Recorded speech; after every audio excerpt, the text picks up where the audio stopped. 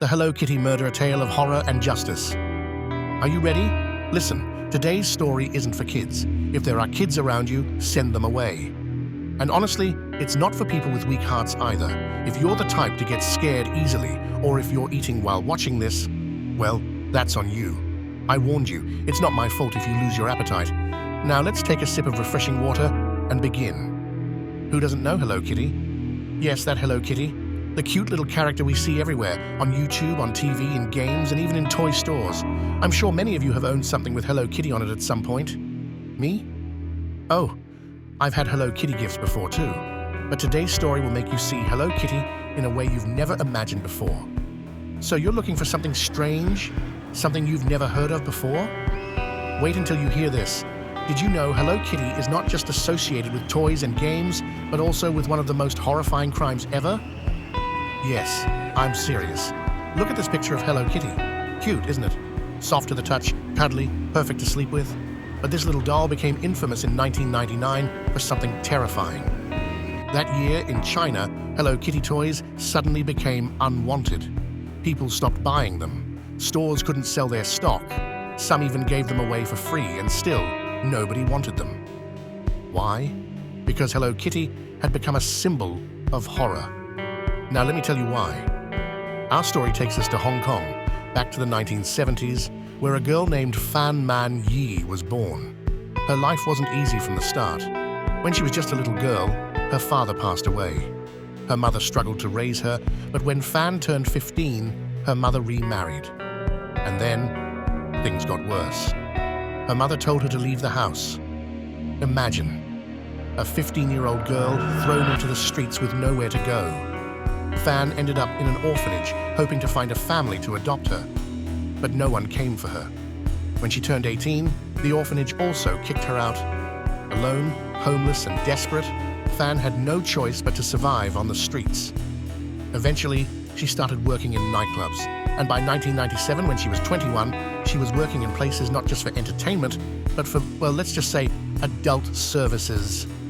It was during this time that Fan met a man named Chan Man-lok. He was a drug dealer, a gang leader, and a man you'd never want to cross. At first, Chan was just a client, but one day, Fan made a terrible mistake. Out of desperation, she stole $4,000 from him. Now stealing from someone like Chan? That's like signing your own death warrant. Chan found out about the theft almost immediately. Furious, he decided to teach Fan a lesson she'd never forget.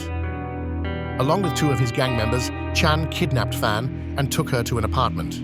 He intended to force her into prostitution for himself and take the money she earned as payback for the cash she had stolen from him. However, the plan had gotten out of hand. What followed next was 3 weeks of unimaginable horror. Every single day, they tortured her. They beat her, burned her, and humiliated her in ways that are hard to even describe. And get this, they didn't just want her to suffer physically, they wanted to break her spirit. They forced her to smile and act like she was enjoying the pain. "Say you're happy," they'd yell at her. "Say you're having fun."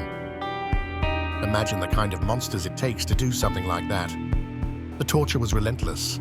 She was beaten with metal bars, sometimes while being strung up and used as a punching bag, and forcing her to eat human feces. On one occasion, Fan was kicked in the head around 50 times. Spices were rubbed into Fan's wounds. Her legs and feet were burned with candle wax and hot plastic so that she was unable to walk.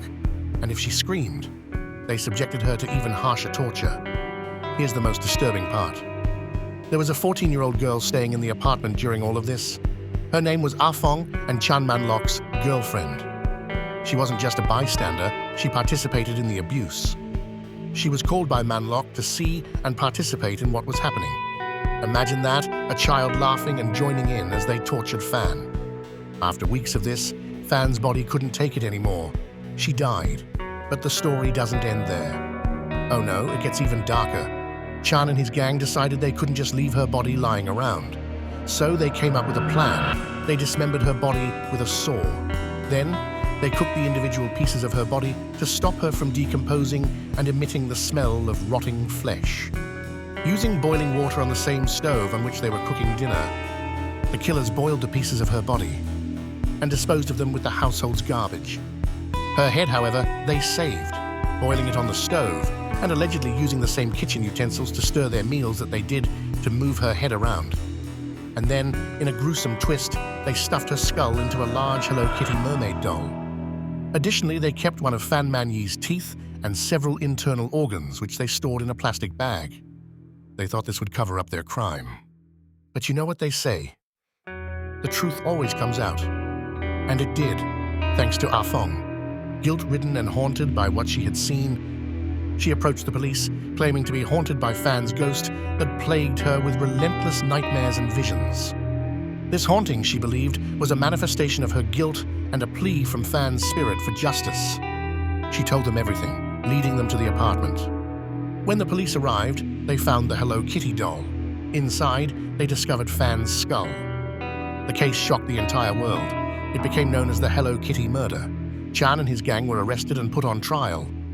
The three men, Chan and his gang, were convicted of manslaughter. During the trial, Chan and his gang denied killing Fan, although they did not deny dismembering her body. This story is a chilling reminder of the darkness that exists in the world.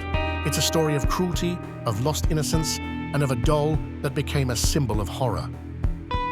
So the next time you see a Hello Kitty toy, remember this story. Remember Fan Man-yee, and remember that sometimes the most innocent things can hide the darkest secrets. If you found this story as shocking as I did, don't forget to like, subscribe, and hit the notification bell. Stay safe, and I'll see you in the next story.